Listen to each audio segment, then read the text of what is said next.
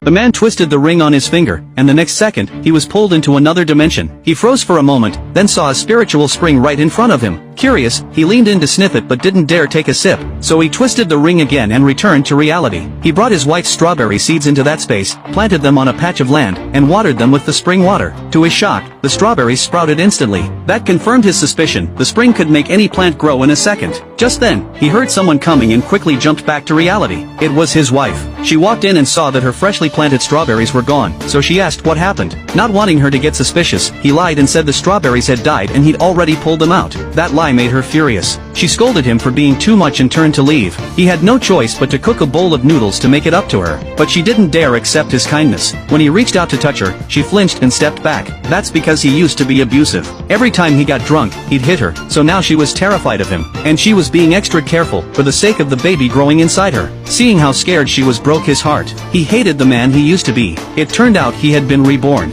In his past life, he'd tortured his wife endlessly because of his gambling addiction, but she never left him. Even when a fire broke out and their lives were in danger, she'd rather die with him than leave him behind. Both of them perished in that fire. Maybe heaven wanted to give him a chance to repent, so it sent him back to the time right after they got married. Seeing how afraid she was now filled him with guilt. He silently swore to cherish her this time and give her and their baby the best life possible. He promised her right then that he'd quit gambling for good. Then he rushed back into the space, picked some of the newly grown strawberries, and brought them to her. She tried one and said it tasted even better than the ones sold at the market. The next day, he called up his best buddy and went to town to buy more strawberry seeds. When his friend heard he was planning to start a business, he didn't believe it. But when he saw the man actually spending money on seeds, he was stunned. After buying them, the man went back into the space, planted the seeds, and watered them with the spring water. Within seconds, the leaves started growing, but it would still take until the next day for the strawberries to ripen. So he decided to go buy groceries and cook dinner for his wife, so she'd have a warm meal waiting when she got home. But as soon as he stepped out, the neighbors started gossiping, saying he must be going to buy alcohol again. They had no idea he'd really changed. Meanwhile, his wife was on her way home, already nervous, afraid he might be drunk and violent again. But when she walked through the door, she smelled the aroma of food. Seeing the dishes on the table, she was stunned. She couldn't believe he'd actually changed. While she stood there thinking, he walked out of the kitchen and told her to sit down and eat.